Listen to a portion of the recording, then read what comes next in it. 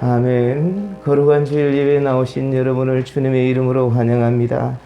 시간이 되었으므로 다 같이 자리에서 일어서셔서 살아계신 주님을 기대하시면서 묵상기도 드림으로 주연절 후 8번째 산상 변모 주일 예배를 하나님께 올려드리겠습니다.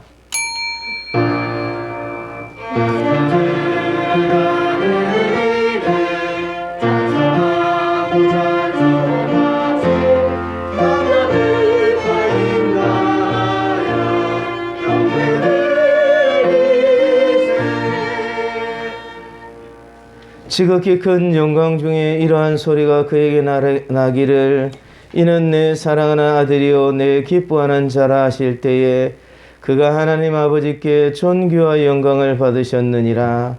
이 소리는 우리가 그와 함께 거룩한 산에 있을 때에 하늘로부터 난 것을 들은 것이라. 영광 중에 거하시는 하나님 아버지 찬미를 받아 주옵소서. 거룩한 주일에 구원의 진리가 밝히 드러나는 예배의 자리로 이끌어 주시니 감사합니다. 그 옛날 제자들이 영광스럽게 분묘하신 예수님을 뵌 것 같이 오늘 저희들도 이 예배를 통하여 구주 예수님의 영광을 보게 하여 주옵소서. 온 가족이 함께 나와 하나님께만 영광 돌리고 경배하고 있사오니 주님께서 택하신 성도들마다 복을 주시고 그 가정에 복을 주시고 은혜를 베풀어 주시며 해됨이나 상함이 없게 하시고 건강을 더하여 주시며 은혜와 기쁨이 더욱 충만하게 하여 주옵소서. 예수님의 이름으로 기원하옵나이다. 아멘. 우리 다같이 사도신경으로 신앙을 고백드립니다. 나는 전능하신 아버지 하나님 천지의 창조주를 믿습니다. 나는 그의 유일하신 아들 우리 주 예수 그리스도를 믿습니다. 그는 성령으로 잉태되어 동정녀 마리아에게서 나시고 본디오 빌라도에게 고난을 받아 십자가에 못 박혀 죽으시고 장사된 지 사흘 만에 죽은 자 가운데서 다시 살아나셨으며 하늘에 오르시어 전능하신 아버지 하나님 우편 앉아 계시다가 거기로부터 살아있는 자와 죽은 자를 심판하러 오십니다. 나는 성령을 믿으며 거룩한 공교회와 성도의 교제와 죄를 용서받는 것과 몸의 부활과 영생을 믿습니다. 아멘. 우리 1장 찬송으로 하나님께 영광송 올려드리겠습니다.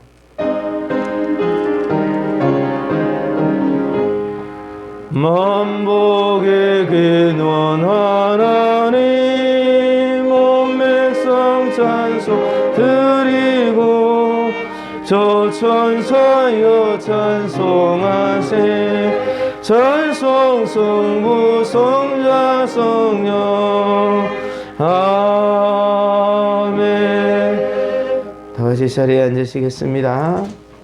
우리 예배를 시작하면서 우리 예배를 위하여서 우리를 예배의 자리로 불러주신 하나님께 감사의 기도를 드리고 또한 우리의 잘못을 용서해 주셔서 회개의 기도를 드리고 성령 충만함을 위해서 기도함으로 이 예배가 복된 예배가 되게 우리 하나님 앞에 기도로 한 목소리로 같이 나가겠습니다.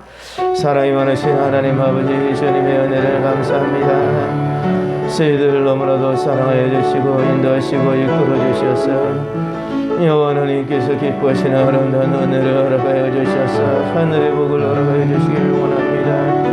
아버지 주님 앞에 저희들이 감사하는 마음을 가질 수 있도록 여호와 하나님 우리들의 완악한 마음들에 하늘의 은혜를 허락하여 주시고 주님을 향한 감사하는 마음들이 있도록 축복하여 주시옵소서. 여호와 하나님 주님 앞에 이렇게 나와 예배를 드리지만 우리들 속에는 여러 가지 부정적인 주님이 싫어하시는 죄들이 있습니다. 우리의 눈과 손과 발과 입과 귀와 여호와 하나님 우리의 마음과 우리의 생각들 속에 있는 모든 악한 죄들을 주의 거룩하신 보혈로 씻어주셔서 이 시간 살아계신 하나님과 더불어 영적으로 교제할 수 있는 놀라운 은혜를 허락하여 주시기를 원합니다.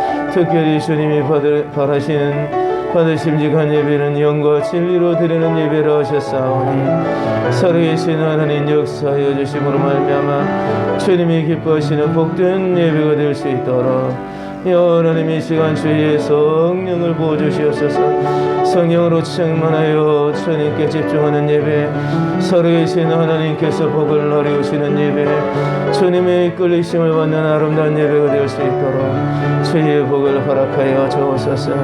함께하여 주옵소서. 감사합니다. 저희들을 너무나도 사랑하여 주셔서 감사합니다. 주님께 참으로 나오면서 감사한 마음으로 예배를 드릴 수 있기를 기도드리고, 주님께 끝한 영으로 참 주님께 예배 드리기를 기도드리고, 주여 성령 충만함을 위하여 기도하여 싸우니 이 모든 기도들을 다 받아 주옵소서. 거룩하신 예수님의 이름으로 기도드렸습니다. 아멘. 예, 우리 이 시간 하기란 장로님 나오셔서 우리를 위해서 기도 인도해 주시겠습니다. 다 같이 기도드리겠습니다.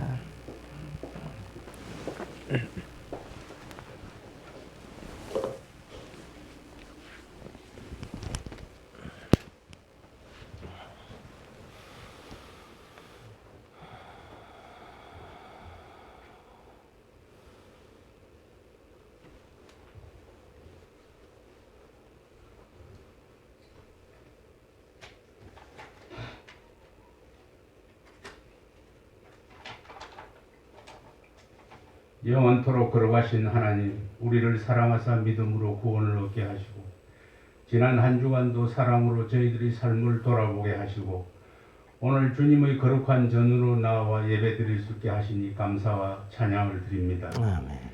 말씀을 준비하시는 목사님 위에 함께하사 말씀이 가슴속 깊이 전해져 우리 모두가 변화되게 하시오며 목사님 영육의 강건함과 말씀과 성령의 충만함으로 맡기신 사명 잘 감당하게 하시오며 기도하시는 모든 것 응답하여 주시옵소서. 목사님 가정 위에 함께 하시어 하나님의 은혜와 사랑 가운데 모든 환경을 축복하여 주시옵소서. 오늘도 목마른 사슴 같은 심령으로 주님 앞에 엎드려 사오니 목사님을 통하여서 선포되는 말씀으로 심령이 변화되고 새 힘을 받아 복된 시간 되게 하옵소서. 지난 2월 7일부터 고신교회 총회 설립 70주년 기념 70일 새벽 기도회를 시작하여 벌써 3주가 지났습니다. 우리 참 아름다운 교회를 축복하여 주시고 날로 발전할 수 있도록 도와주시며 존귀와 영광을 받으시옵소서. 우리나라를 위하여 기도합니다. 대통령 선거일이 10여일 앞으로 다가왔습니다. 하나님 아버지, 저희들에게 분별할 수 있는 눈과 귀를 허락하셔서 꼭 필요한 대통령을 뽑을 수 있도록 은혜 내려 주시옵소서. 코로나로 인하여 어렵고 힘든 일이 많습니다. 국론 분열을 화합으로 이끌어갈 수 있는 그런 대통령, 국민을 진정으로 위하여 헌신할 수 있는 그런 대통령, 국방력을 강화하여 누구도 넘볼 수 없는 그런 대한민국을 이끌어갈 수 있는 그런 대통령, 경제 회복을 이끌어갈 수 있는 그런 대통령을 뽑을 수 있도록 역사하여 주시옵소서. 우려했던 대로 러시아가 우크라이나를 침공하여 전쟁을 하고 있지만 단순히 러시아 우크라이나 전쟁에서 끝나지 않고 미국과의 전쟁으로까지 발발할 가능성이 크다고 합니다. 이는 제3세계대전으로 이어갈 수 있기에 현재 세계 경제도 금리 인상의 환율 하락에 정말 많은 악재가 겹이 끼어 있다고 합니다. 하나님 아버지, 속히 전쟁이 끝나게 하시고 평화로운 세계가 되게 하여 주시옵소서. 우리나라도 북한 핵으로부터 안보하여 주시고 경제 회복이 속히 이루어져 청년들이 적성에 맞는 일자리에서 각자의 꿈을 이루게 하옵소서. 올해는 우리 교회 성전 건축이 꼭 이루어지게 하시고 충분한 부지와 재정으로 아름다운 건축을 통하여 하나님 영광 나타날 수 있도록 도와주시옵소서. 교회를 섬기는 여러 손길과 기도로 동참하시는 성도들에게 주님이 주시는 생임 가운데 평강이 넘치기를 원합니다. 여러 사정으로 예배에 참석하지 못한 성도들을 위로하시며 병약한 성도들을 기억하여 주시고 주님의 치료의 강선을 바라사 깨끗이 낫게 하여 주시고 주님의 동행하심이 성도들과 늘 함께 하시기를 원하오며 예수님의 이름으로 기도합니다. 아멘.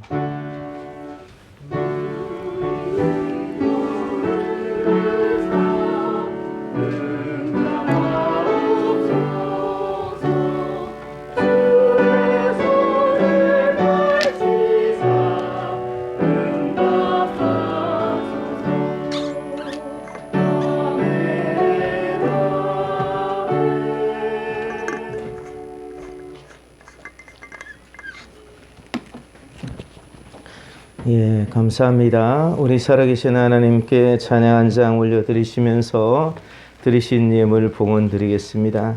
찬송가 198장입니다.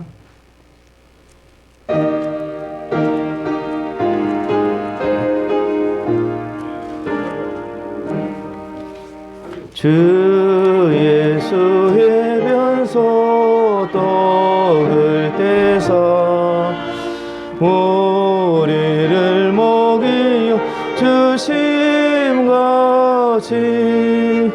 영생의 양식을 나에게도 풍족히 나누어 주옵소서. 생명의 말씀이 나의 주여 목말라 주님은 찾나이다. 해변서 무리를 먹임같이 갈급한 내 심령 채우소서. 내 주여 진리의 말씀으로 사슬의 얽매이 날 보시사 내 맘의 평화를 누리도록 영원한 생명을 주옵소서. 성령을 내 맘에 보내셔서 내 어두운 영에는 밝히시사 말씀에 감추인 참 진리를 깨달아 알도록 하옵소서. 아멘. 아멘. 주님 앞에 드리신 예물 기도의 제목을 말씀드립니다. 11조원금, 감사원금, 건축원금, 선교원금, 주정원금 드렸습니다. 하나님 저희 집 옮길 수 있게 해주세요. 모든 범사에 감사드립니다. 하나님을 경외하는 삶을 살게 해주세요. 하나님을 경외하는 삶을 살게 해주세요. 제목 없이 드렸습니다. 베풀어 주시는 은혜에 감사드립니다. 하나님을 가장 사랑하고 온유하고 순종적인 사람이 되게 해주세요. 제목 없이 드렸습니다. 기도드리겠습니다. 은혜를 고사비로 오신 하나님, 우리를 위하여 노하기를 더디하시고 인자와 긍휼이 풍성하셔서 우리를 항상 받아주시고 기뻐하시는 주님, 십자가에 못 박혀 죽으시기까지 우리의 허물과 죄를 다 씻으시기 위하여 희생하신 그 주님의 자비로우심을 저희들이 힘입어 하나님의 백성이 되어서 주님 앞에 나와 영광과 찬송을 올려드리며 주님 순서를 따라 예물을 드렸습니다. 이 예물을 드리는 것은 주님을 믿는 신앙의 고백이고 주님을 향한 순종과 사랑의 표시이고 주님을 향한 우리의 기도의 제목입니다. 주님이 안에 들어있는 모든 기도의 제목들의 응답을 허락하시고 불꽃 같은 눈동자로 살피시며 그 심령 속에 들어있는 모든 간구들을 주님 응답하시고 허락하여 주시되 복을 주시고 주님 앞에 구하지 못한 것까지도 주님이 일일이 다 감찰하사 복을 허락하여 주셔서 살아계신 하나님은 나의 앉고 일어섬까지도 다 통촉하시고 멀리서도 내 생각을 아시는 분이시다 고백할 수 있도록 하여 주시며 자비하신 하나님은 나에게 좋은 것을 채워주시는 하나님이시다. 주님을 찬양 드릴 수 있게 하여 주옵소서. 주님 앞에 나와 예물을 드리고 싶지만 혹 여러 가지 사정으로 드리지 못한 자들이 있으면 위로하시고 그 마음을 위로하시고 복을 허락하시고 믿음과 환경을 열어주셔서 주님 참 주님 앞에 드리고 싶을 때 드릴 수 있는 놀라운 은총을 허락하시고 주님의 풍요로우심과 부요하심을 맛보게 하여 주옵소서. 주님 특별히 주님 앞에 약속의 말씀을 붙잡고 11조의 예물을 드린 자마다 살아계신 하나님께서 약속하신 대로 내가 하늘의 문을 열고 쌓을 것이 없도록 복을 붓지 아니하나 나를 시험해 보라 하신 약속의 말씀이 그대로 이루어질 수 있게 하시고 온전한 11조의 복을 다 받을 수 있도록 은총 허락하여 주옵소서. 나라와 세계의 경제를 하루속히 회복시켜 주시고 주님 코로나가 빨리 물러가게 하시고 북한에 끓는 감화가 나무로 기울어지는 전쟁에 어림이 없도록 이 나라를 안보하여 주시고 특별히 대통령 선거위에 주의 은총을 허락하여 주시기를 원하오며 거룩하신 예수님의 이름으로 기도드렸습니다. 아멘. 우리 하나님 말씀을 보겠습니다. 하나님 말씀은 요한복음 6장 1절에서 15절까지 말씀입니다.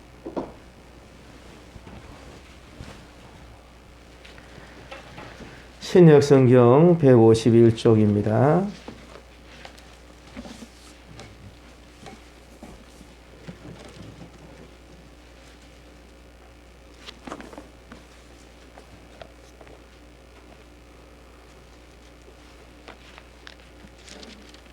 요한복음 6장 1절에서 15절까지 말씀입니다. 찾으신 줄 알고 제가 봉독해 드리겠습니다. 그 후에 예수께서 디베랴의 갈릴리 바다 건너편으로 가시매 큰 무리가 따르니 이는 병자들에게 행하시는 표적을 보았음이러라. 예수께서 산에 오르사 제자들과 함께 거기 앉으시니 마침 유대인의 명절인 유월절이 가까운지라. 예수께서 눈을 들어 큰 무리가 자기에게로 오는 것을 보시고 빌립에게 이르시되 우리가 어디서 떡을 사서 이 사람들을 먹이겠느냐 하시니 이렇게 말씀하시면 친히 어떻게 하실지를 아시고 빌립을 시험하시고자 하심이라. 빌립이 대답하되 각 사람으로 조금씩 받게 할지라도 200데나리온의 떡이 부족하리이다. 제자 중 하나 곧 시몬 베드로의 형제 안드레가 예수께 여짜오되 여기 한 아이가 있어 보리떡 5개와 물고기 2마리를 가지고 있나이다. 그러나 그것이 많은 사람에게 얼마나 되겠사옵나이까. 예수께서 이르시되 이 사람들로 앉게 하라 하시니 그것에 잔디가 많은지라. 사람들이 앉으니 수가 5,000명쯤 되더라. 예수께서 떡을 가져 축사하신 후에 앉아있는 자들에게 나눠주시고 물고기도 그렇게 그들의 원대로 주시니라. 그들이 배부른 후에 예수께서 제자들에게 이르시되 남은 조각을 거두고 버리는 것이 없게 하라 하심으로 이에 거두니 보리떡 5개로 먹고 남은 조각이 12바구니에 찼더라. 그 사람들이 예수께서 행하신 이 표적을 보고 말하되 이는 참으로 세상에 오실 그 선지자라 하더라. 그러므로 예수께서 그들이 와서 자기를 억지로 붙들어 임금으로 삼으려는 줄을 아시고 다시 혼자 산으로 떠나가시니라. 아멘. 이 시간 호산나 성가대에서 찬양으로 하나님께 영광을 올려드리겠습니다.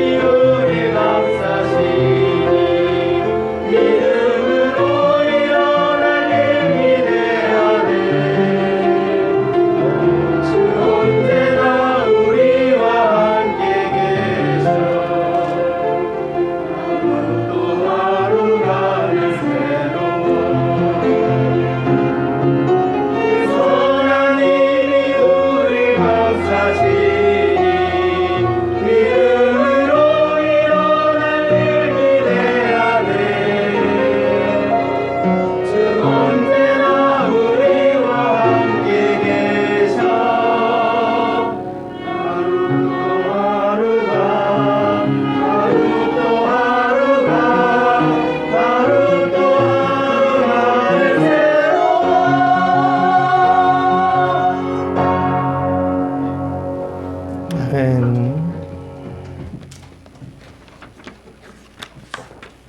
예, 감사합니다. 오늘 이 본문의 말씀을 가지고 세상에 오실 그 선지자라 인정된 예수님, 이런 제목으로 말씀을 생각해 보고자 합니다. 이 오병이어의 기적은 아주 어릴 때 유년중학교 때부터도 교회 다닌 사람이라면은 이렇게 설교도 듣고 하던 그런 내용이기 때문에 이 내용 자체를 모르는 사람은 거의 없지 싶은 생각이 듭니다. 이 보리떡 5개와 물고기 2마리를 가지고서 5,000명이나 되는 사람들이 먹었다는 것입니다. 우리 1,000명이 모여서 먹었다 그래도 기적인데 5,000명이 먹었습니다. 근데 이 5,000명이라는 사람들도 그 당시에는 남자만 사람으로 이렇게 숫자를 계수했기 때문에 실제로 여자들도 있었을 것이고 아이들도 있었을 것이고 또 노인들도 있었을 것입니다. 뭐 그렇게 따지고 보면 여기에서 한 5,000명은 적어도 한 2만 명쯤 되는 그러한 군중들인데 2만 명이 보리떡 5개하고 물고기 2마리를 가지고서 먹었다는 것입니다. 그러니까 이게 얼마나 놀라운 기적입니까? 그래서 이런 일들을 이렇게 바라볼 때에 그 기적이라는 것, 그것을 이렇게 중심으로 해서 이렇게 보기가 쉬운데, 사실 성경에서 설명하시고자 하는 것은 기적은 기적이지만 이것은 예수님이 그 선지자였다라는 표적을 나타낸다라는 것입니다.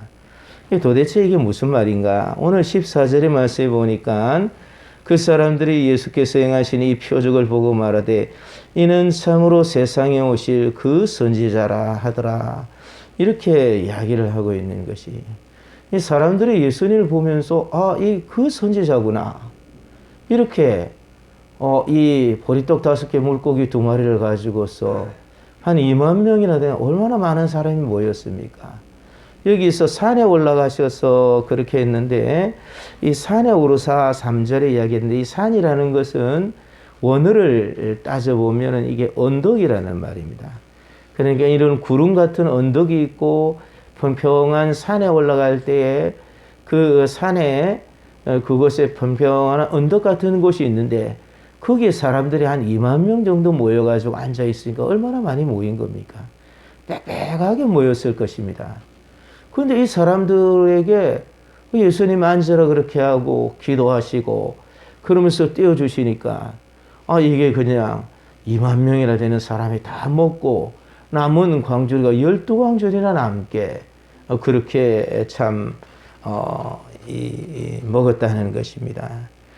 그래서 이것을 보면서 사람들은 이 예수님이 그 선지자구나 그렇게 생각을 했어요. 이 그 선지자라는 것은 그 당시에 사람들이 굉장히 기다려오던 그런 분입니다. 이 신명기 18장 15절의 말씀에 보니까 네 하나님 여호와께서 너희 가운데서 네 형제 중에서 너를 위하여 나와 같은 선지자 하나를 일으키시니 너희는 그의 말을 들을지니라. 이런 말씀을 해주신 적이 있어요. 지금 이 사람들이 생각할 때에 이스라엘 백성들이 로마의 지배하에 있는데 그 로마의 지배하에 있을 때 제일 아쉬운 것은 지도자입니다. 이 지도자가 좀 잘하면 이 로마의 그런 어려움들을 이겨낼 수가 있을 텐데 특히 그들이 바랬던 지도자는 모세와 같은 그런 지도자입니다. 그런데 이 모세와 같은 지도자를 바라고 있는데 모세와 같은 지도자는 보이지를 않아요.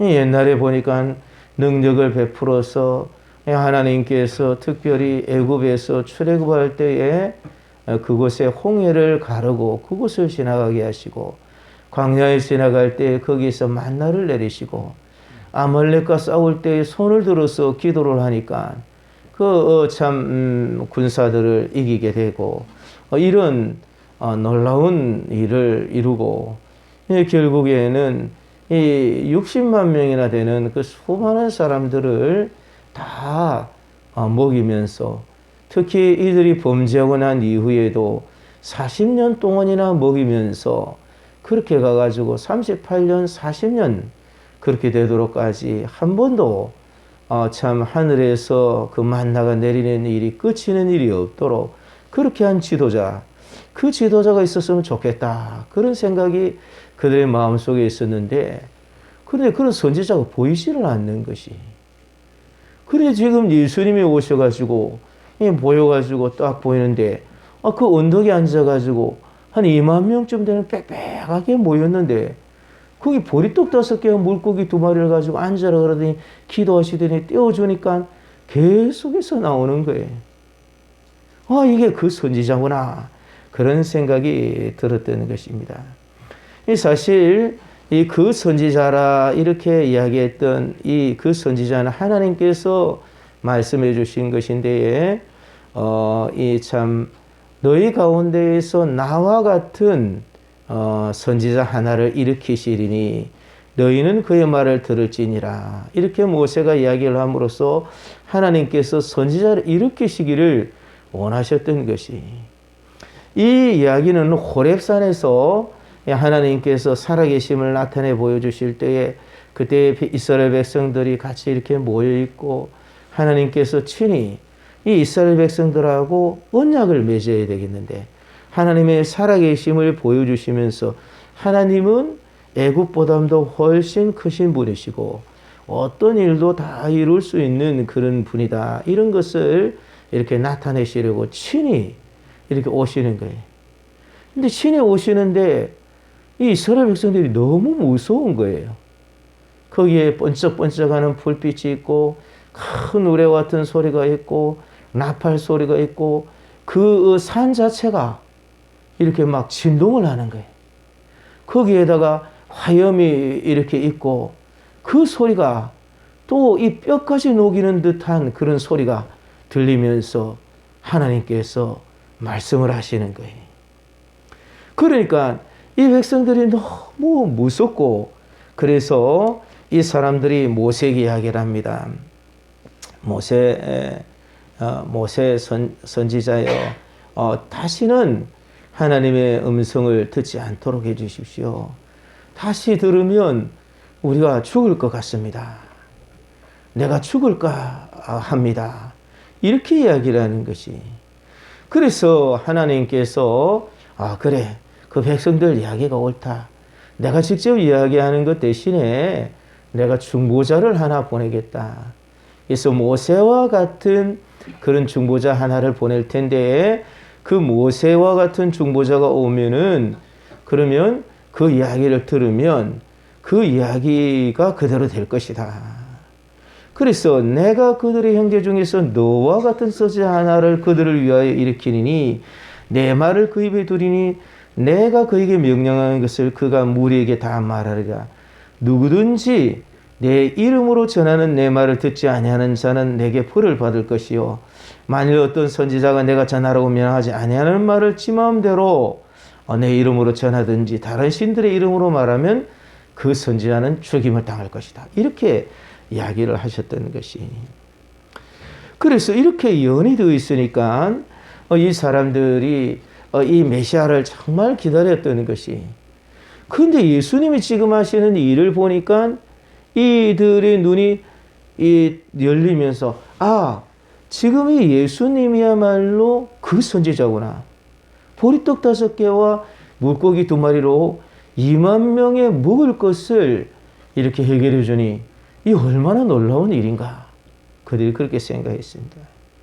사실 우리가 살아가면서 좀 더 문화적인 욕구도 있고 또 여러 가지 참 우리의 삶을 즐겁게 살려고 하는 그런 욕구들도 있지만, 가장 중요한 것은 먹고 사는 문제가 아니겠습니까? 이 사람들이 살아갈 때 가장 어려운 것이 먹고 사는 그런 문제이기 때문에 이 문제만 해결이 되면 나머지야 좀 어째도 뭐 괜찮지. 그런 생각들이 다 사람들에게는 있지 않습니까? 그런데 지금 이 로마의 지배하에서 핍절한 생활을 하고 있던 이들에게 신기한 능력을 보여주시는 이 예수님을 보면서 이분이야말로 우리의 그러한 참 이 예언된 그 메시아구나. 그런 생각이 들기 때문에, 그래서 예수님을 이 억지로 임금을 삼으려고 그러는 것이. 왜냐하면 임금만 삼아 놓으면 임금이니까 자기가 알아서 이렇게 해주겠지. 그런 생각이. 중요한 것은 자기들이 원하는 임금으로 그렇게 삼으려고 그러는 것이. 억지로 붙들어서 예수님이 원하시는 구원의 도리나 이런 것에 대해서는 생각하지 못하고 임금을 삼으려는 줄 아시고, 예수님이 그 사람들에게 추대받아서 임금이 되려는 것이 아니라 다시 혼자 산으로 떠나가시는 것이. 지금 대통령 선거가 있으니까 이제 참 여러 후보들이 나와서 경쟁도 하고 어떻게 하면 국민의 추대를 받을 수 있을까, 이런 걸 노력하지 않습니까? 그런데 예수님은 추대해 준다 그러는데도 예수님은 그 추대를 거부하시는 거예요. 임금으로 삼아주신다 그래 하는데도 예수님께서 거부하고 하시는 거예요. 뭐냐면 이 사람들은 지금 예수님의 말을 들을 생각이 있는 게 아니라 예수님이 가지고 있는 능력을 자기들이 맛볼 그 생각만 가지고 있기 때문에 그런 것입니다. 그래서 우리가 이 참 예수님의 이 말씀을 통해서 세상에 오실 그 선지자로 인정된 예수님이 어떤 분이신가, 그리고 우리는 어떻게 이 예수님께 다가가서 예수님이 주신 이 아름다운 복을 얻을 수 있는가, 이런 것을 우리가 생각해 봐야지 될 것입니다. 먼저 예수님께서는 이 땅에 오신 메시아로 행하시는 많은 표적을 보여주셨고, 무리는 그 표적을 보면서 예수님을 따랐다는 것이. 그렇지만 이 무리들은 예수님의 표적이 중요한 게 아니라 자기들이 생각하는 게 중요했기 때문에 그거를 가지고 따르려고 그랬다는 것이. 1절의 말씀에 보니까 그 후에 예수께서 디베랴의 갈릴리 바다 건너편으로 가심에 큰 무리가 따르니, 2절에 보니까 그렇게 했습니다. 이는 병자들에게 행하시는 표적을 보았음이러라. 예수님이 표적을 행하시니까 사람들이 예수님이 메시아라는 그런 표시가 이렇게 있으니까 너무 신기한 거예요. 신기한 걸 넘어서 두렵습니다. 이제 예수님에게서 길이 있어야지 될 것 같다, 그런 생각이 듭니다. 그렇지만 사람들은 예수님에게 다가가는 것을 주저했어요. 그래서 이 표적을 보고 많은 사람이 모여오지만 진짜 예수님이 메시아이신지는 극히 소수의 사람만 알고 있는 거예요. 그 중에서 니고데모라는 사람이 이스라엘의 성생이 되었는데 이제 밤에 예수님께 이렇게 나왔습니다. 그러니까 예수님께서 거듭남에 대해서 이렇게 설명을 하시는데 이 니고데모가 이해를 못합니다. 거듭나다니요, 어머니 뱃속으로 다시 들어가서 다시 난다는 말입니까? 그러니까 너는 이스라엘의 선생이 되어서 이런 것을 알만한데 그걸 아직도 모르느냐.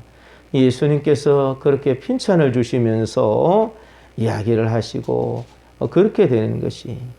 그래서 예수님이 계시고 예수님이 말씀하시고 예수님이 보이시고자 하는 것이 중요한 그러한 표시로서 나타나는데, 이 메시아 구원자로서 표시로서 나타나는데 모르는 것이. 우리가 이제 이 표적에 대해서 계속 생각해 보고 있는데, 이 네 번째 지금 요한복음에서 나타나는 표적입니다. 이 첫 번째 표적은 갈릴리 가나에서 혼인잔치에 물을 변화시키신 것이고, 그리고 이제 이 왕의 신하의 아들을 그렇게 고쳐주신 것이 두 번째 표적입니다. 그래서 참 멀리서도 예수님께서는 보지 않으시고도 그 산을 고쳐주실 수 있는 능력이 있으신 것을 이렇게 보여주셨어요. 그리고 예수님께서 세 번째 표적으로서는 38년이나 된 병자를 그냥 말씀 한마디로 그 부정적인 생각을 고쳐주시면서 말씀 한마디로 일어나서 걸어가라, 그렇게 하시는 것이. 이 38년이라는 게 얼마나 고질적인 문제입니까? 그렇지만 그런 문제도 예수님은 고치실 수가 있으신 것이. 그렇지만 이런 여러 가지 일들을 보면서도 사람들은 예수님을 알지를 못하는 것이. 그래서 병자들에게 행하시는 그런 표적들, 이런 표적도 있고 저런 표적도 있고 그렇게 하지만 사람들은 그 표적이 중요한 게 아니, 하나님이 중요한 게 아니, 자기들이 생각하고 있는 것이 중요한 것이기 때문에 예수님의 표적을 가지고 있느냐 안 가지고 있느냐 하는 것은 별로 중요한 게 아니. 그렇지만 예수님께는 흥미가 있으니까 예수님을 따르게 되었다는 것이. 사실 우리가 보면 수많은 기적들에 대한 이야기들을 듣습니다. 보면 모나비 볼펜을 이렇게 153이라 그렇게 한 것도 참 그 사람이 회개해서 결국 이렇게 하나님 앞에 사업이 망하고 난 이후에 자살하러 가다가 붕괴를 하는데 그때에 참 붕괴 한 번만 들어가 보고 그렇게 자살을 해야 되겠다. 그렇게 갔다가 물고기 153마리 잡은 그 설교를 듣고 회개해서 그 사람이 모나미 볼펜을 만들었다는 것이.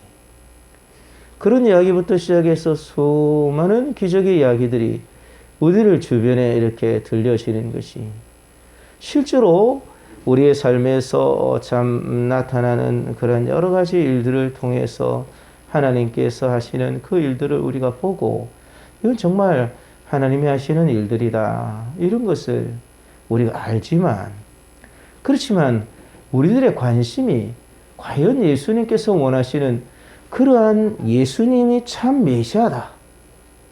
예수님이 내게 있어서 이 땅에서의 풍요를 주시는 분, 그 정도에서 그치는 게 아니라 예수님이 정말 내게 영원한 생명을 주시는 분이시다. 이런 분이라는 것을 믿고 따르는가? 이런 것은 별개의 문제인 것과 마찬가지인 것이.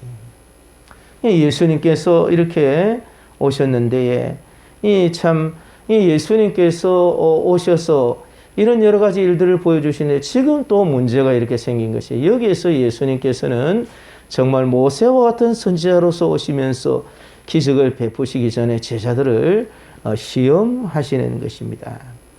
큰 무리가 예수님에게서 왔습니다. 그런데 이런 사람들을 예수님을 따라 나왔으니까 대단한 일이고 예수님께서 그들에게 참 먹을 것을 이렇게 줘야지 되겠다. 그렇게 생각을 하시는 것이. 근데 사실 이 문제는 예수님께서 그 선지자라는 것이면 문제가 해결되는 것이. 왜냐하면 모세가 보니까 하나님께 기도했더니 하나님께서 이렇게 일들을 이렇게 이루어 주신 것이. 모세가 한 번은 그 만나를 이렇게 먹고 이렇게 할 때에 이 백성들이 만나를 먹는 게 좀 실증이 나는 거예요. 그래서 민수기 11장에 보면은 우리에게 고기를 좀 먹게 해 주소서. 그렇게 하니까 이 모세가 고민이 된 거예요.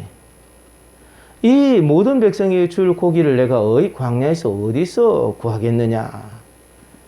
그들이 나를 향해서 울면서 이르기를 우리에게 고기를 주어 먹게 하라 하온즉 그들을 위하여 양떼와 소떼를 잡은즉 족하오며 바다의 모든 고기를 모은즉 족하오리까. 이렇게 모세가 하나님께 기도를 합니다. 근데 하나님께서 여호와의 손이 짧아졌느냐?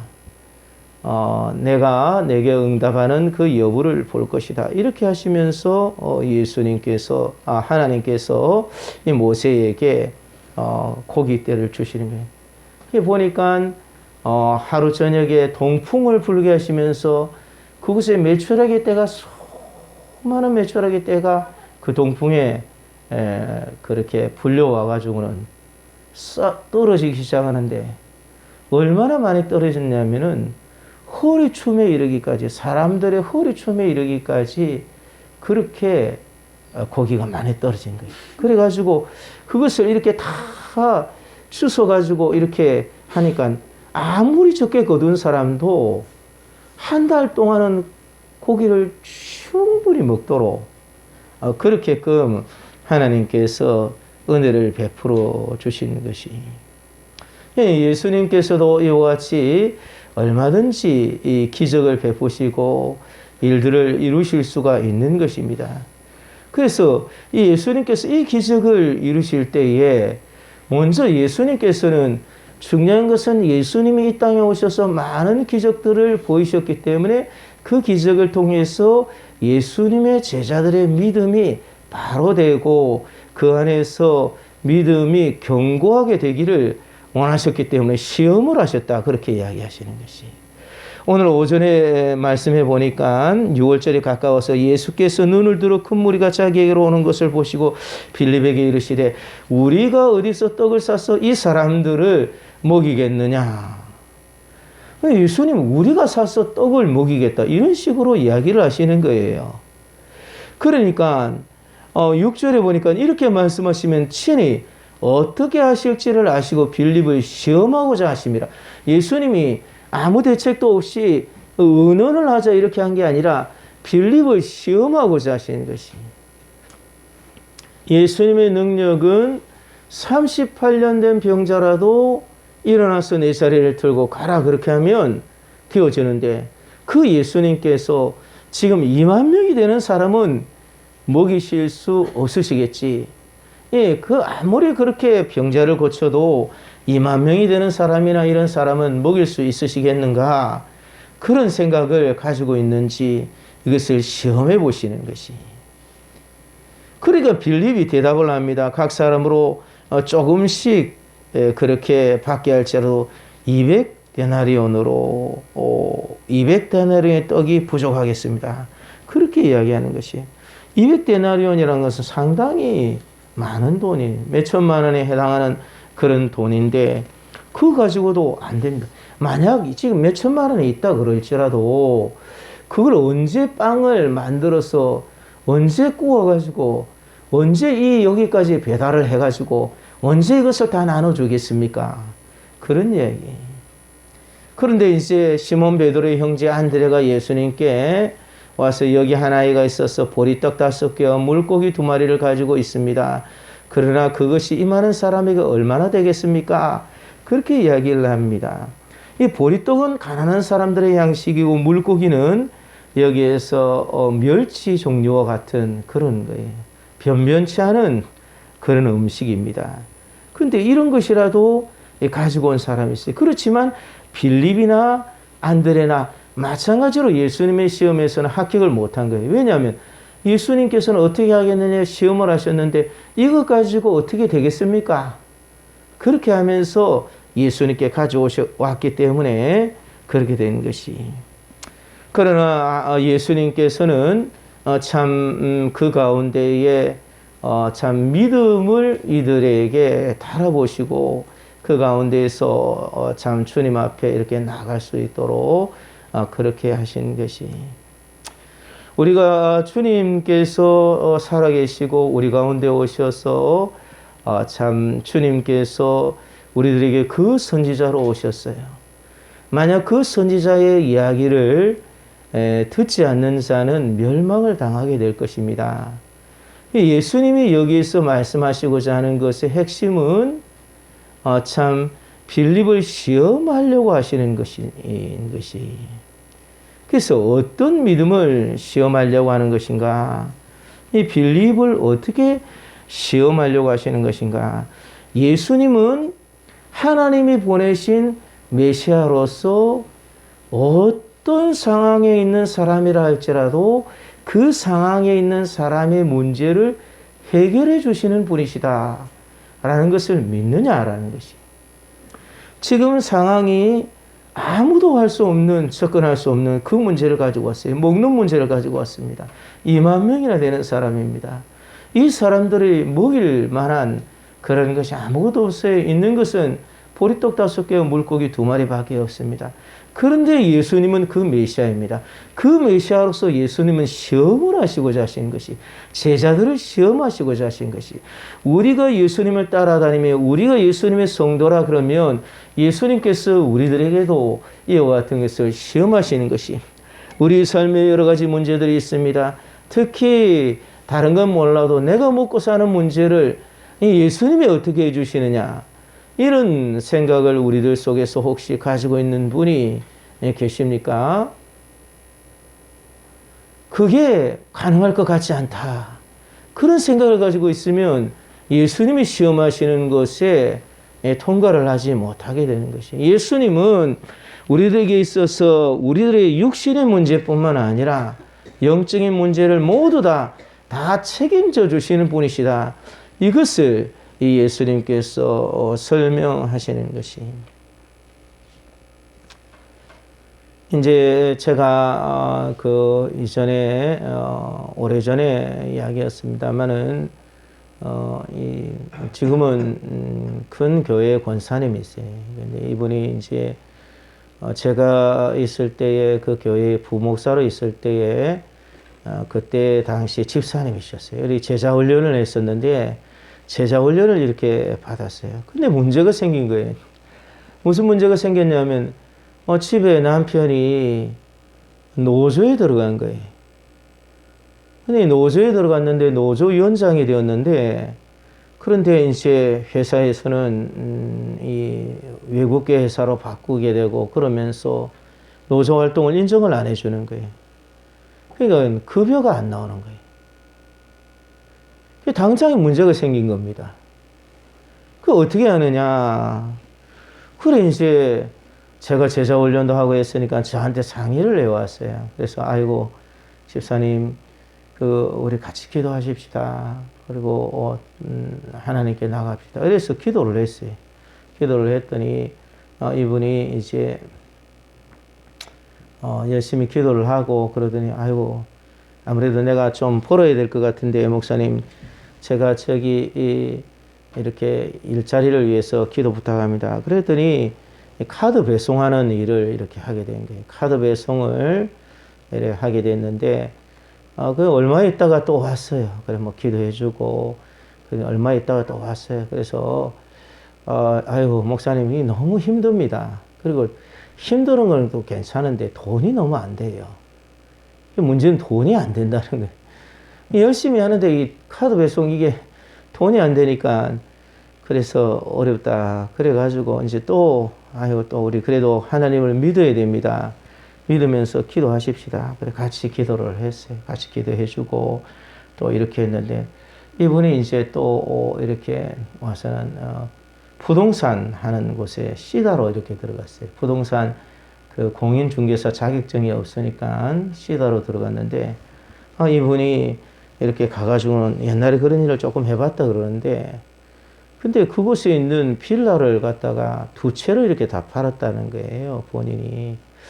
뭐 저는 그런 걸 잘 모르니까 뭐 그래요. 그렇게 했더니 아이고 목사님 그게 뭐 보통 게 아닙니다. 그렇게 이야기를 하면서 그건 기적이라는 거예요.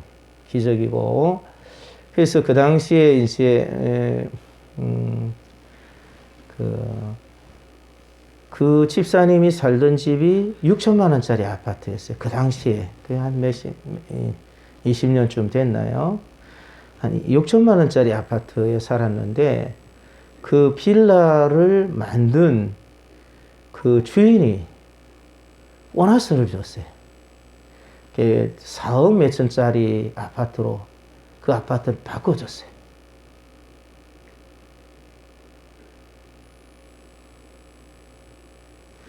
또 뿐만 아니라 주님께서 은혜를 베풀어 주셔서 이제 이 남편이 그런데 그 잘린 사람들 그 노조를 하다가 뭐 안 한 사람도 있고 한데 노조위원장 하다 보면 위험하기도 하고 다치기도 하고 그러는데 그런 것도 없이 그냥 이렇게 끝까지 잘 견디고 이렇게 해서 나중에는 복직이 되었어요. 복직이 되어서 이전에 있었던 그 급여까지도 다 받게 되었습니다. 그렇게 하면서 나가는데 그때 참 이 집사님과 같이 이렇게 이야기를 하면서 꼭 믿어야 된다. 그리고 꼭 하나님 앞에 믿음으로 11조는 꼭 드려야지 되고 아무리 어려워도 11조는 꼭 드려야지 되고 그리고 참 주님 앞에 나가야지 된다.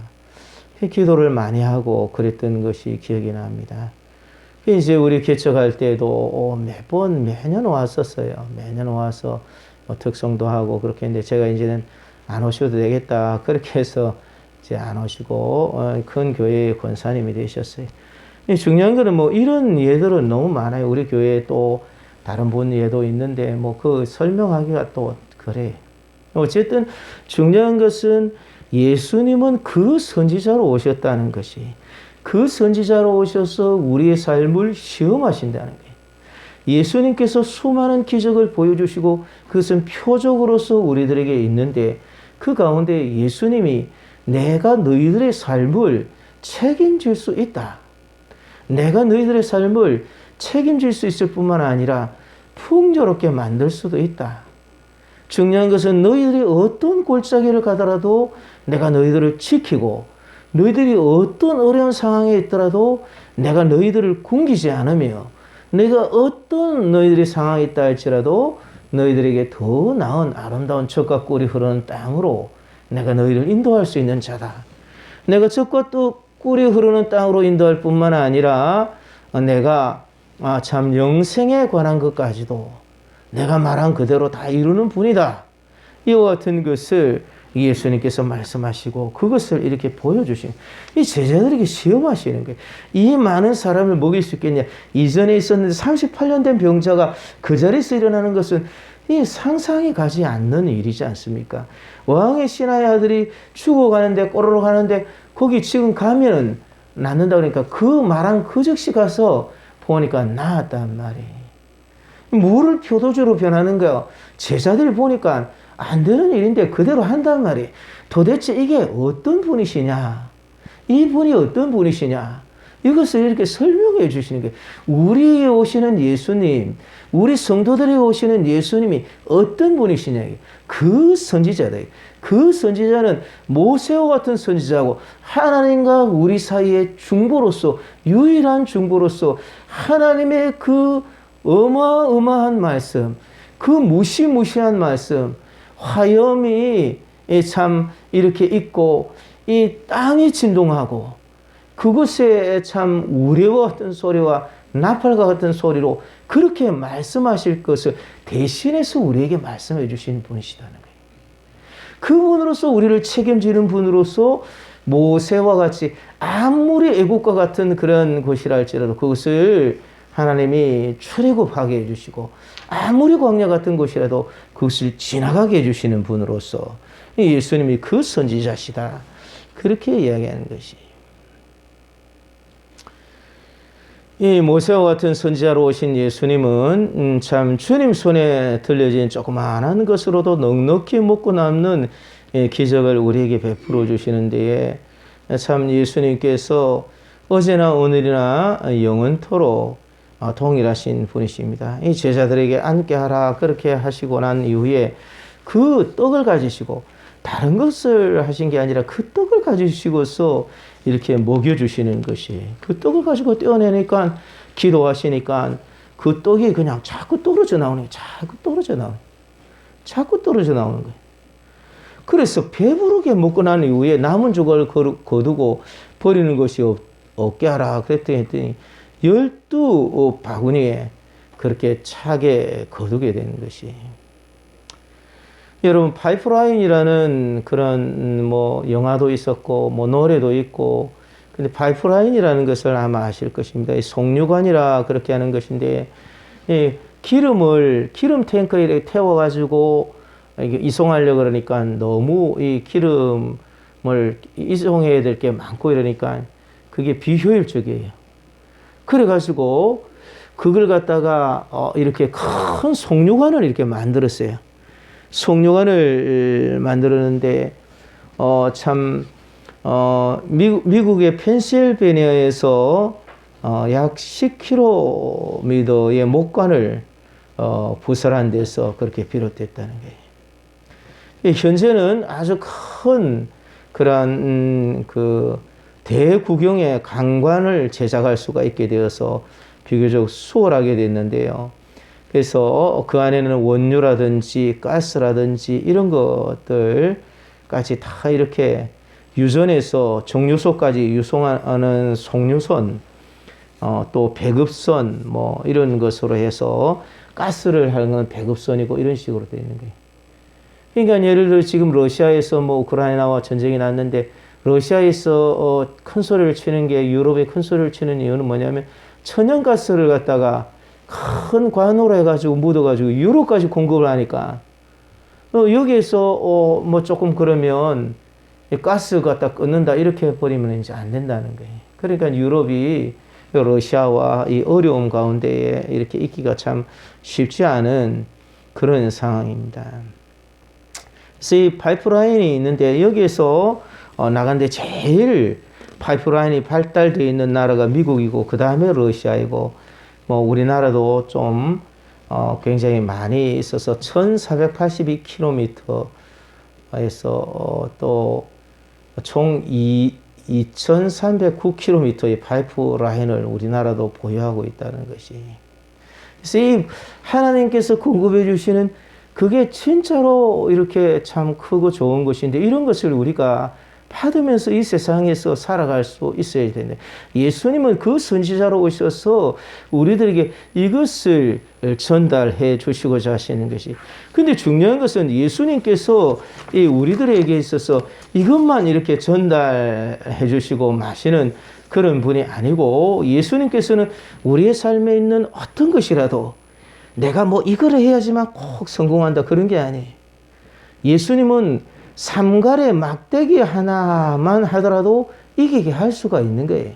다윗의 물맷돌 하나만 있어도 이기게 하시는 거예요. 물맷돌이 중요한 게 아니고 막대기가 중요한 게 아니고 하나님이 사용하시는 것이 중요하고 내가 가지고 있는 무슨 성품이 이래야지 되고 성품이 저래야지 되고 내가 가지고 있는 무슨 배경이 이래야지 되고 내가 가지고 있는 무엇이 어떻게 해야지 되고 그런 것이 아니라 주님이 사용하시면 필요한 것을 사용하시고 필요한 것을 공급하시고 그렇게 해주실 수가 있다는 것이. 그렇지만 예수님께서 여기서 보여주시고자 하는 가장 중요한 것은 무엇이냐? 그것은 바로 영생에 관한 그런 말씀이에요. 요한복음 21장의 말씀에 보니까 예수님이 여기에서 기록되지 아니하는 것도 많이 이렇게 설명하시는 그것은 영생이 있음을 알게 하려고 하신다 이렇게 말씀하신 것이. 그래서 내가 예수님이 진짜 내 삶에 오셔서 그 선지자로 계시는가? 내가 기도했는데 응답이 되는가? 주님 앞에 나갔는데 정말 그렇게 일들이 되어지는가? 내가 진짜 어쩔 수 없는 상황 속에서 주님 앞에 나갔는데 주님이 내게 그 문제를 해결해 주셨는가? 그러면 그 해결해 주시는 그분으로서 예수님이 해결자로서 따봉 정말 대단한 분이십니다. 이렇게 이야기하는 것이 아니라 그분이 나에게 이런 것까지도 해주셨으니 앞으로 내게 영생도 주실 것이다. 이것을 우리가 믿어야 된다는 것이. 단 15분 남은 인생이라는 제목의 짧은 연극이 있다고 합니다. 여기 이 연극의 주인공은 20대의 장래가 촉망되는 젊은이입니다. 박사학위 논문을 마치고 학위 수여식을 기다리고 있습니다. 그런데 건강검진을 받다가 폐암 진단을 받았습니다. 이제 목숨이 15분 남았다는 겁니다. 그는 고민합니다. 병상에 누워있는데 전보가 안 통합니다. 억만장자 삼촌이 죽었는데 유일한 상속자이므로 수숙을 밟으라는 내용입니다. 그래도 아무 의미가 없습니다. 시간은 흐르고 두 번째 전보가 왔습니다. 학교에서 온 것인데 개교 이래의 최우수 논문으로 선정되었는데 큰 상을 주겠다는 것입니다. 평소 같았으면 너무 기쁜 소식이겠지만 아무런 위안도 되지 않습니다. 마지막 3분 남았는데 세 번째 전보가 옵니다. 오랫동안 결혼해달라고 쫄라도 거절하던 여인에게서 결혼 승낙 전보가 온 것입니다. 그런데 그게 무슨 소용이 있습니까? 결국 그 젊은이는 세 통의 전보를 손에 쥔 채 운명하고 말았다는 것이 이 짧은 연극의 내용입니다. 우리의 삶에 있어서 주님께서 우리를 만드셨기 때문에 영생이 있는데 그 영생에 우리가 포함되지 않는다면 무슨 소용이 있다는 말입니까? 예수님이 그 선지자로 오신 이유는 그 한 가지 이유 때문인데 나머지 거를 다 가지고 있어도 그게 없다 그러면 그게 무슨 소용이 있는 것이? 아무 소용이 없는 것이. 이 참 우리들이 예수님을 그 선지자로 인정했지만 자기들이 볼 때에 좋은 그 내용을 가지고 그 선지자라고 인정했을 뿐인 것을 우리가 기억하고 우리는 썩는 양식을 위해서 일하는 것이 아니라 썩지 아니하는 양식을 위해서 그렇지만 우리는 예수님께서 우리 일평생을 다 책임져 주시고 주님께서 우리를 참으로 아름다운 곳으로 이끌어 주실 것을 믿고 주님과 더불어서 살아감으로 말미암아 세상에 오실 그 선지자가 바로 나에게 오셨다. 이와 같이 고백할 수 있는 저와 여러분들이 되시기를 주님의 이름으로 축원을 드립니다. 오늘 말씀을 생각하면서 한번 같이 기도드리겠습니다. 세상에 오실 그 선지자라 인정된 예수님 감사합니다.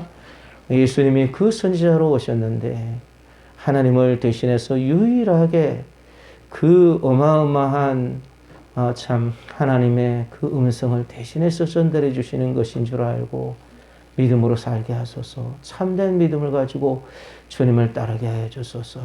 우리 이런 기도 제목들 가지고 한 목소리로 기도하고 기도를 하겠습니다. 사랑하신 하나님 아버지 주님의 은혜를 감사합니다. 우리를 너무나도 사랑해 주시고 인도하시고 이끌어 주신 것을 감사합니다. 하나님 우리에게 베풀어 주신 그 놀라우신 은혜와 사랑이 얼마나 크고 놀라운지 주여 말할 수 없는 주님의 그 사랑을 믿습니다. 하나님 우리를 사랑해 주셔서 그 선지자로 오셨는데 하나님 우리들에게 말씀하시는 바로 그 영생의 일들을 우리가 기억하게 하시고 이 땅에 살아가면서 우리를 주님이 책임져 주시는 하나님 그 믿음을 가지고 하나님 시험하시는 그 일들에 다 통과하며 하나님 원하시는 순전한 믿음으로 하나님이 기뻐하신 아름다운 열매를 맺으며 우리에게 이 땅에 오신 그 예수 그리스도를 잘 영접할 수 있는 놀라운 복을 허락하여 주옵소서. 감사합니다. 저희들을 너무나도 사랑하여 주셔서 이 땅에 그 선지자로 오신 주님 감사합니다. 참으로 주님을 알지 못해서 이스라엘 백성들은 패쳐가였지만 저희들은 성도가 되어 싸우니 주님을 따르게 하시고 이 세상에 있는 것으로 인하여서 주님을 외면하거나 홀대하는 일이 없도록 은총 허락하여 주시며 주님 믿음을 끝까지 가지고 시험을 통과하고 예수님이 모든 것을 하시는 유일하신 분이신 것을 우리들이 고백하여 주님이 주신 아름다운 복과 영생을 얻게 하여 주옵소서. 거룩하신 예수님의 이름으로 기도드렸습니다. 아멘. 예, 교회 소식을 전해드리겠습니다. 오늘 잠깐만 이렇게 오셨다 그러는데 우리 변형윤 씨라고 우리 이춘호 집사님 바로 옆에 있는 분인데요. 네, 반갑습니다. 박수 한번 하시죠. 네. 우리 이혜인 집사님 가게에서 같이 일하시는 분이신데 이제 오늘 그 이혜인 집사님 다니는 교회 같이 다니시는데 오늘 이렇게 못 가시게 돼서 이렇게 오셨다 그럽니다. 반갑습니다. 네. 꼭 식사도 같이 하시고 그렇게 가셔요. 예. 그래요. 다음 주는 성찬주일입니다. 경건한 마음으로 준비해서 참여해 주시길 바랍니다. 70일 특별 새벽 기도에 이제 오늘까지 셋째 주 끝났고 넷째 주 내일부터 시작합니다. 오후 각 기간별 구역 예배는 함께 찬양을 드린 후에 마치고 시작하고 마치는 것은 오후 3시 30분을 기준으로 해서 맞춰주시길 바랍니다. 임시노예가 3월 3일 날 오후 2시에 꿈꾸는 교회당에서 있는데 기도해 주시고요. 경호 형제가 결혼합니다. 축하합니다. 3월 5일 날입니다. 아펠 가모 잠실 2층 단독홀이라 그렇게 하는데요.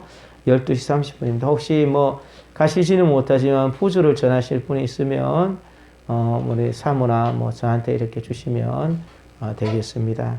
교회에서 이렇게 또 따로 가거나 그렇게 하지는 않겠습니다. 성전 건축을 위해서 약속의 말씀을 붙잡고 총력으로 기도해 주시기를 바랍니다. 예, 우리 다 같이 자리에서 일어서셔서 축복성하고 이웃을 위한 축복성하고 축도로 마치겠습니다. 손을 내밀면서 축복하겠습니다.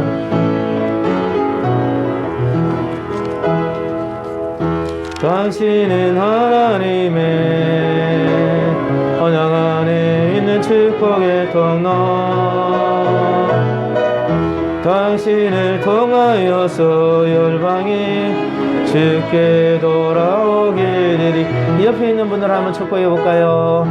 당신은 하나님의 언약 안에 있는 축복의 통로. 다른 쪽에 있는 분 한번 축복해 봅니다.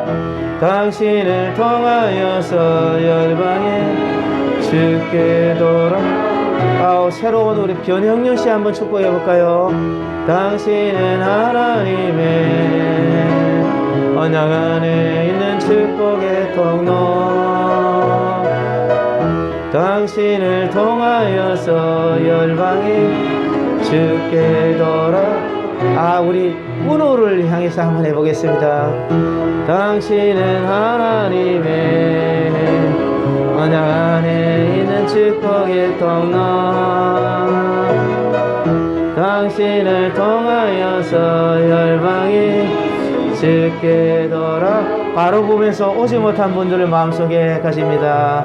당신은 하나님의 언약 안에 있는 축복의 통로 당신을 통하여서 열방이 주께 돌아오게 되리. 아멘. 운우가 이제 이번 주 다시 개학해서 부산으로 가게 돼서 했습니다. 방금 우리가 축복한 분들을 위해서 우리의 소중한 이웃들을 위해서 중보기도 하고 축도로 마치겠습니다. 사랑하신 하나님 아버지 주시는 은혜를 감사합니다. 사랑해 주시고 인도해 주시는 그 놀라우신 은혜와 사랑의 영광을 사랑합니다. 우리를 너무나도 사랑해 주시는 하나님 주의 위대하신 아름다운 역사들을 해주시니 그 놀라우신 하나님 주님의 하나님 감사하게 해주시옵소서. 하나님 변형연씨 하나님 우리 이렇게 처음으로 오게 됐는데 은혜를 베풀어 주시고 어디서 신앙생활 하든지 주의 은혜장 주의 베풀어 주시고 주의 복된 아름다운 은혜를 허락하소서. 하나님 은우가 이제 다시 부산으로 가서 생활하게 될 터인데 한 학기 또한도 주의 은혜 가운데 함께 해주시옵소서. 경호 형제 이번 주 토요일 날 결혼하는 것 잘 되게 하시고 주의 은혜 가운데 아름다운 열매들이 맺혀지게 주의 은혜 주옵소서. 감사합니다. 하나님 아버지 감사합니다. 우리 소중한 이웃들을 위해서 기도한 것 기억하여 주시고 은총 허락하여 주시고 복을 허락하시고 이들도 예수님이 바로 그 선지자로 그들의 구주가 되시는 것을 꼭 알게 하시고 네 번째 표적으로 요한복음에서 보여주셨던 그 표적을 이루시는 분이시고 삶의 모든 부분을 다 책임져 주시고 먹는 것을 책임져 주시고 일평생을 책임져 주시고 영생을 책임져 주시는 분이신 것을 꼭 믿을 수 있도록 복의 복을 더하여 주옵소서. 지금은 하늘의 보좌를 부리시고 이 땅에 우리를 위하여 오사 십자가까지 지신 주 예수 그리스도의 무한하신 은혜와 우리를 너무나도 사랑하여 주셔서 하나밖에 없는 아들을 희생하신 하나님 아버지의 말할 수 없이 만극하신 크신 사랑하신가 우리와 함께 계시는 성령 하나님의 위로교통 충만 복 내려주심이 오늘도 예수님이 바로 그 선지자이심을 믿어서 주님 내 일평생 나의 선지자로 하나님이 보내주신 구원자이신 예수님을 따르겠습니다.